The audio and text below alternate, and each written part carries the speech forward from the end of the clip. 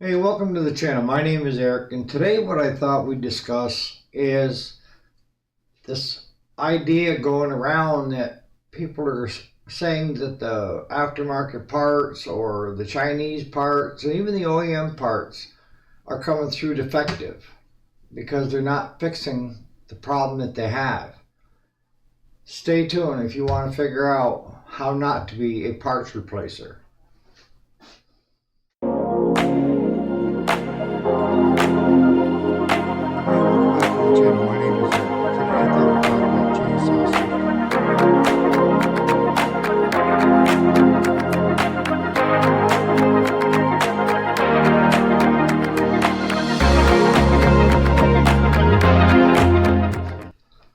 Alright, so welcome back to the channel. My name is Eric, and I just try to keep things real and down to earth and something that is easy to comprehend, to kind of get around it, to understand it.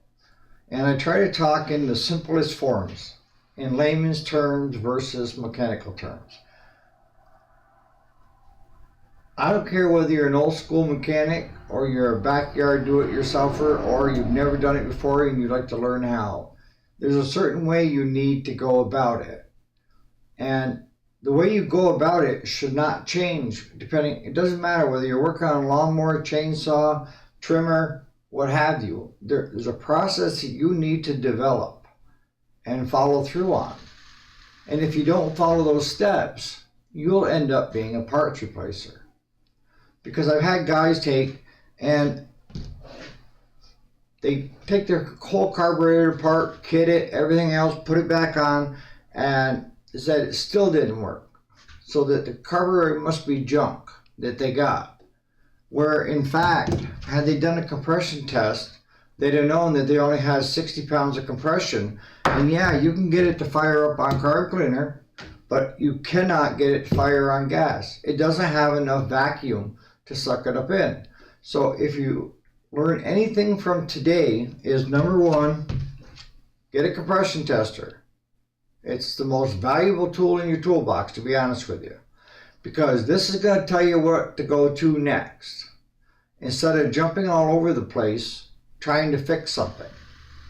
And I don't care if you've got a problem, you think it's a spark issue, you still need to start with compression. You need to have, it's like building a house. If you don't have a solid foundation underneath it, the house is going to come crumbling in. And that's the same way with small engine repair. Is that if you don't do a compression check on the get-go, and it's only reading 60 pounds, anything that you've gone out and done is time wasted you'll never get back, and money and other parts that you never needed. So that's what I wanted to talk about today, is not so much, I'm not seeing a lot of bad parts. I'm seeing, like for the Chinese, they'll say this part will fit like 100 different units, and they don't. I've seen that happen. Aftermarkets, you got stems and rotary that I deal with, and I have yet to have a problem with either company and their products that they sell. And if there is one that comes through defective, they've always been 110% making it right. But that's very few times, and I bought a lot of parts off both of them. So I trust the aftermarkets just as much as I do my OEMs. And I'm seeing some people online talk about how the aftermarkets and the Chinese are junk. Well, here's something else you want to look at, is who are their sponsors? Is their sponsor Echo, Cub Cadet, Harbor Freight? Who are they getting sponsored by?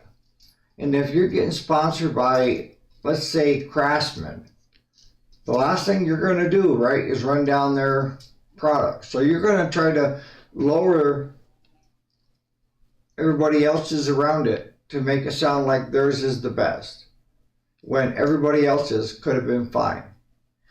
So we first want to start with compression. And this you can buy at Harbor Freight for less than 20 bucks. And that's the first thing you're going to do, is you're going to pull that spark plug out and you're going to crank it over, depending on what you have. If you have a push more, 5-6 cranks, check it, release it with the release button and do it again. Because what you want is a consistent read to tell you what it is. And once you've done that, that will tell you what step to go to next. Because if you have 40 or 60 pounds PSI in a trimmer, there's not much adjusting there that you can do. You know, she's all worn out and it's not worth fixing. If you have a lawnmower or walk behind something that has overhead valves, it could be a valve issue where they're adjustable and you can actually set clearances on those and bring up the compression on that engine so that it will run. Whereas the older valves were built into the head unit and they were hard to, you had to seat them and stuff. But this is going to tell you where to go next. If it says that it's got great compression, then we want to go, is it got fire? And you can test it with one of these. They plug in to the spark plug and then this plugs into the boot. Or you could do with rotary. This one here is Harbor Freight. This one here is rotary. Same idea. You plug it in and you have a little clip to ground it. And you'll see the sparks when she's going. If you don't have good compression, if you have overhead valves, you're going to go that direction first. You see what I'm doing? It's your approach. Step one is always compression. Step two will be, does it have good compression? And if it does, go to step two, which is spark. If it doesn't have good compression, we want to go to overhead valves, if it has overhead valves, before we go to spark. I want to know that we've got the overhead valves and the clearances set properly so that we do have enough compression to start and run on its own. If you can't do that with adjusting the valves, stop. Don't waste a bunch of money trying to do it. And like I said, I've got customers that have told me, well, I give it a shot of carb cleaner and fired up, so I knew it had to be a carburetor issue. And they went out and they bought a carburetor. And then they bitch and complain because that carburetor didn't fix the problem. And then I stick this in their trimmer, give it some poles, and I show it to them. You don't have compression. No matter what you do, whether you change the spark plug, you put a carburetor on it, what have you, it's not going to change the end result. So compression, no compression or low compression, overhead valves, go to that. That's step two. Has good compression, go to step two, which is checking for fire. If you have good fire, then we go to step three, which is fuel. Is the fuel that's in it old? Is there a chance you've got some water in that fuel? Because I'll tell you right now, a unit does not like water when it's trying to run. It doesn't. And I recommend that you use premium fuel.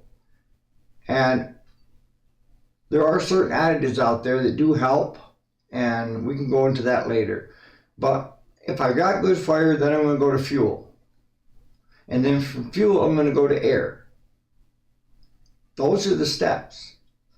If I have compression, I go to fire. If I don't have compression, I overhead valves. I go to overhead valves and then to fire. If I get the valves adjusted and it brings up the compression, then I go to step two, which is fire.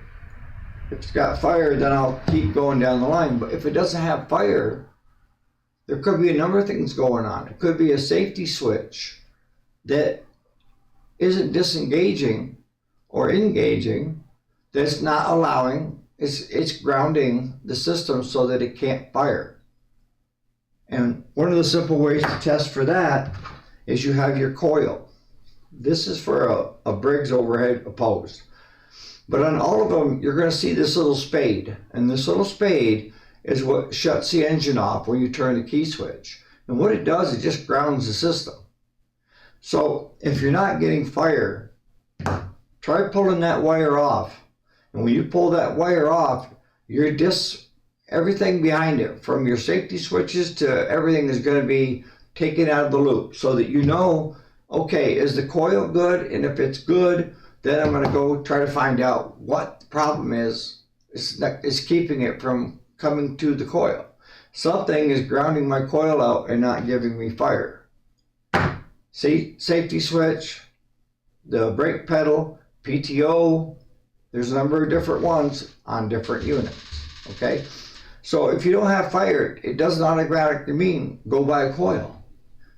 Take the wire off the coil, try that. And if now you have fire, you know that your coil is doing what it's supposed to be doing. And it's somewhere from the coil back to the ignition that you have to deal with. And that is just simply ohm testing, or just with a test light trying to see what's not hot and what's not. You're the investigator. You have to kind of troubleshoot it from there. But if you got good fire and you got good compression, then we're going to go to fuel. And if we, here at the shop, I don't take any customer's word for it. I dump it. If it's last year's fuel, I'm tanking it.